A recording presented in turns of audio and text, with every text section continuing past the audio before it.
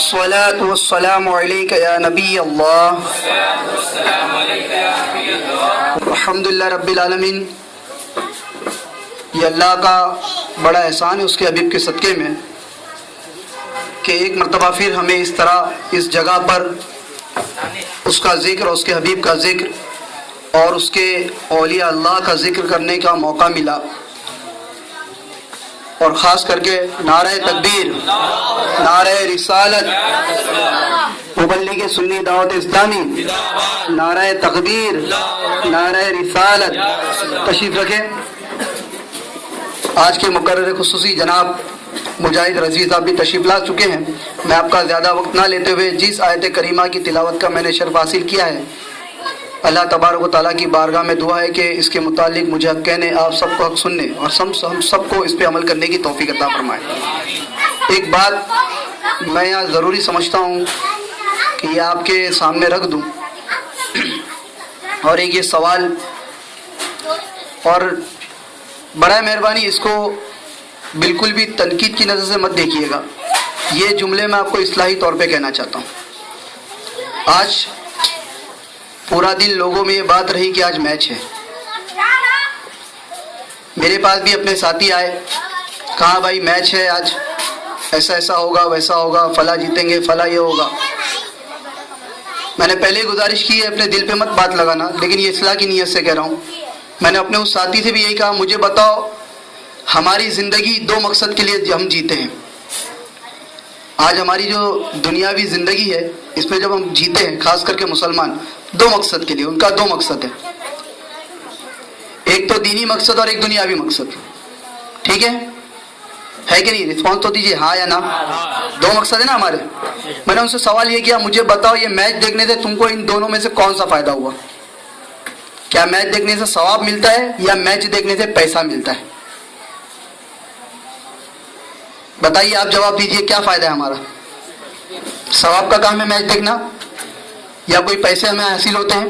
اور آپ کو بتاؤں میں، اس کا گناہ ضرور ہمیں ملے گا، یہ بھی سن لیجئے۔ یہ چیز وقت کو ضائع کرنے میں شمار ہوتی ہے۔ میچ کھیلنے کی بات تب ہمارے علماء اکرام اجازت دیتے ہیں کھیلنے کے لیے، وہاں بھی جب نیت یہ ہو کہ ہم اپنی صحت کو، ہم کو اپنے آپ کو ایکٹیو کرنا ہے کثرت کے لیے، اس لیے ہم اجازت دیتے ہیں۔ بہرحال موضوع یہ نہیں ہے، لیکن یہ بات اس لیے آپ کے سامنے رکھ دی گئی کہ آپ بھی کہو گے کہ بھائی کبھی اس کے متعلق کوئی کہتا نہیں ہے، اس لیے ہم بھی دیکھتے تھے، کبھی کسی نے منع نہیں کیا، تو اس کا مسئلہ میں نے آپ کے سامنے رکھ دیا ہے۔ اور ایک واقعہ جو میری زندگی میں گزرا ہے اس میچ کے نقصان کے متعلق، وہ بھی میں آپ سے شیئر کر لوں، اس نیت سے کہ اللہ تعالیٰ ہم سب کو ان تمام باتوں پہ عمل کرنے کی توفیق عطا فرمائے، اور ایسے جتنے بھی کام ہیں جو ہم فضول کرتے ہیں ان سب سے ہم سب کو بچنے کی توفیق عطا فرمائے۔ میں اس وقت کی بات بتاؤں گا آپ کو جس وقت میں جاب کرتا تھا، میرے ہی ساتھ میں گارمنٹ میں کام کیا کرتا تھا، اس وقت میرے ہی پیچھے ایک بزرگ شخص، کم سے کم جس وقت کی میں بات کر رہا ہوں قریب آج 10 سال پہلے کی بات بتا رہا ہوں، اس وقت میں اس شخص کی عمر 60 سال کی تھی۔ کتنے سال کی؟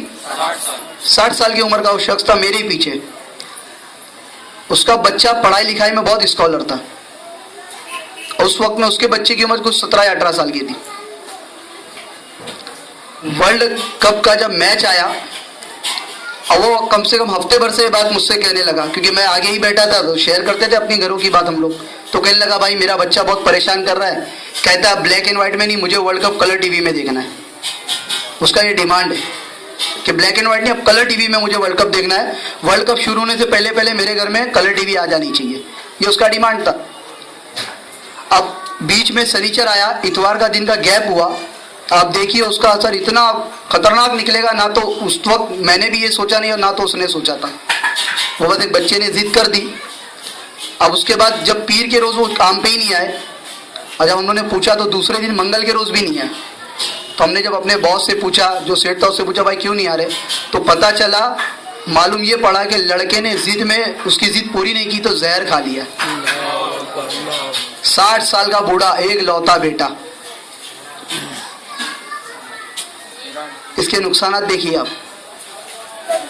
اسکالر، پڑھنے والا بچہ، آج کل بہت آسانی سے ہمارے بھائی بولتے بھائی ہم لوگوں کا کوئی دوسرا شوق نہیں ہے، ایک میچ ہی تو دیکھتے ہیں، کیا برا کرتے یار اس میں بھی کیا۔ تو مجھے بتا فائدہ کیا ہے اس سے ہمیں؟ ہم اجتماع میں بلائیں گے ساتھیوں کو تو ساتھی کہتے ہیں ایگزامات ہیں، بہت سارے ساتھی ہمارے بولتے بھائی پیپر چل رہے ہیں، میں تو 1 منٹ بھی، بولے بھائی اتنا حال ہے کہ لگتی ہے تو حاجت کے لیے بھی نہیں جاتا ہوں، اتنی پڑھائی کرتا ہوں، لیکن جب بات کی میچ کی بات آتی ہے تو پڑھائی بھی کتابیں بند اور ٹی وی کے سامنے بیٹھے جاتے ہیں. یہ ہوتا ہے کہ نہیں ہوتا ہے؟ آپ بتائیے. تو اس طرح میرا موضوع یہ نہیں ہے، لیکن بات آ گئی تو عرض کرنا میں نے ضروری سمجھا.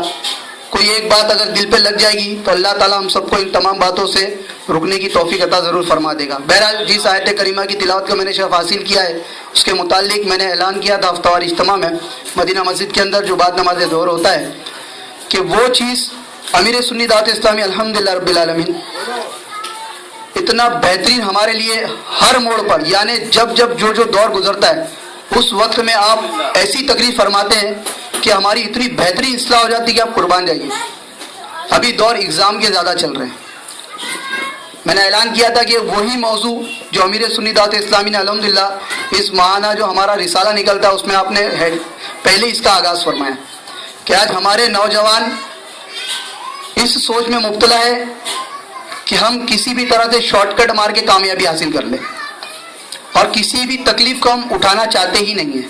سب سے پہلی بات تو ہماری یہ ہے، بغیر کسی محنت اور مشقت کے ہم ہر مرحلے میں ہم کامیابی چاہتے ہیں. کیا چاہتے ہیں؟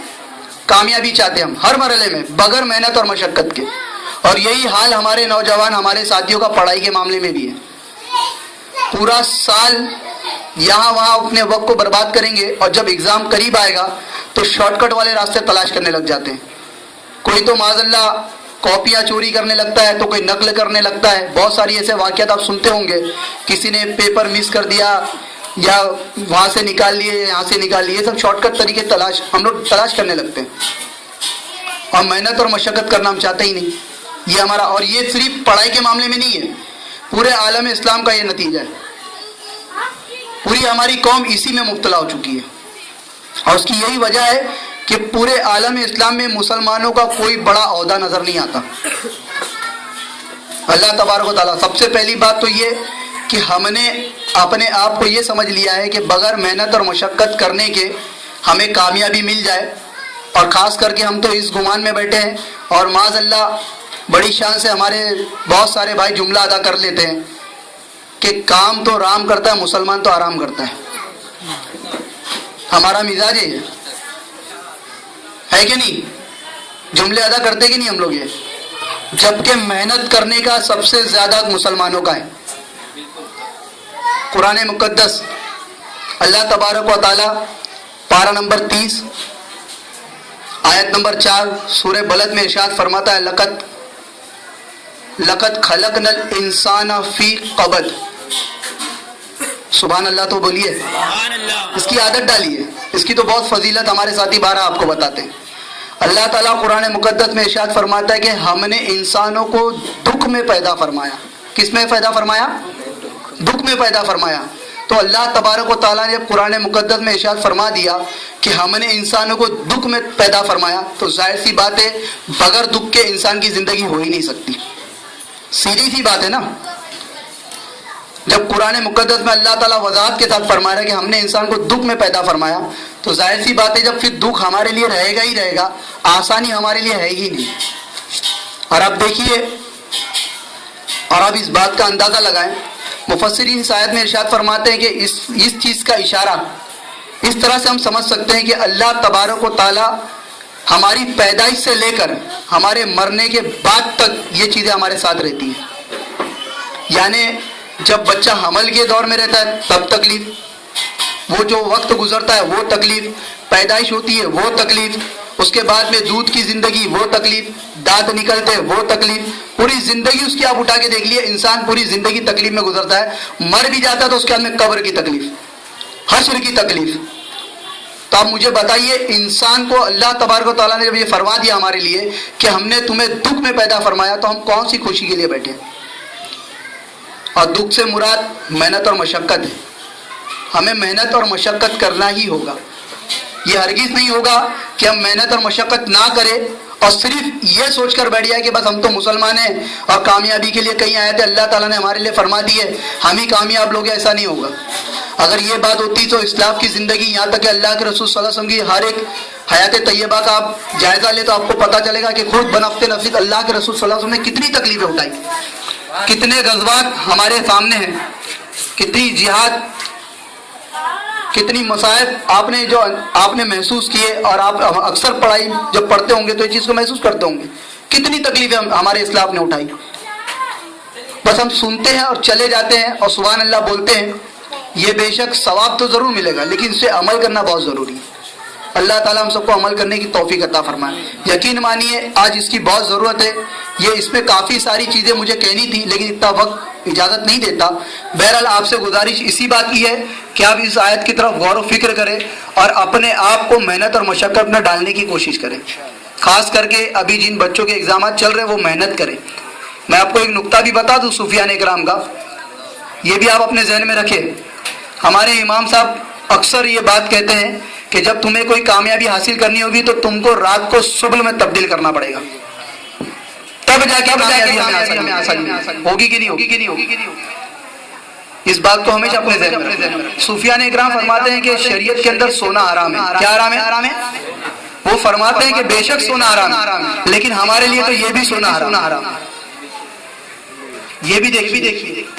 اور آج ہمارا حال یہ ہے کہ ہم کو ہماری صبح 11 بجے سے پہلے ہوتی نہیں، جبکہ یہ سب سے بڑا خاصہ اسلام کا ہے. آپ یقین مانیے آج پوری دنیا کے اندر اگر آپ آفس کا ٹائم دیکھیں گے نا تو 10 بجے کا معلوم کبھی کا. یہ آخری بات ہے، آپ سے اجازت چاہوں گا. صرف آپ کا بتاؤں کہ ہمیں اسلام نے کیا زندگی لگی، صبح اٹھنے کا بھی ہمارا کیا معاملہ ہے، ہم کیوں ناکام ہیں ہر جگہ اسے دیکھ لیجیے. اور ہمارے بس غیر لوگ کیوں اتنا آگے بڑھ چکے، یہ بھی ہمیں دیکھنا ہوگا.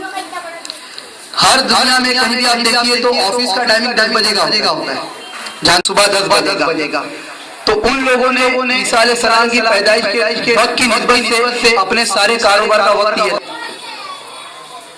رکھا ہے کہ نہیں. اس نسبت سے 10 بجے کا ٹائم سیٹ کیا گیا کہ حضرت عیسیٰ علیہ السلام کی پیدائش ہوئی تھی، ان کا یہ وقت 10 بجے کا. اس کے بعد سے ہم لوگ کامیاب ہو گئے. تو اپنے آفس کا ٹائم بھی 10 بجے کا رکھو، اس کے بعد کام شروع کریں گے تو ہم لوگ کامیاب ہو جائیں. اب مجھے بتائیے یہ 10 بجے کا ٹائم ان لوگوں کے نزدیک اہمیت رکھتا ہے، اور ہمارے اللہ کے رسول صلی اللہ علیہ وسلم کی پیدائش کا وقت کیا ہے؟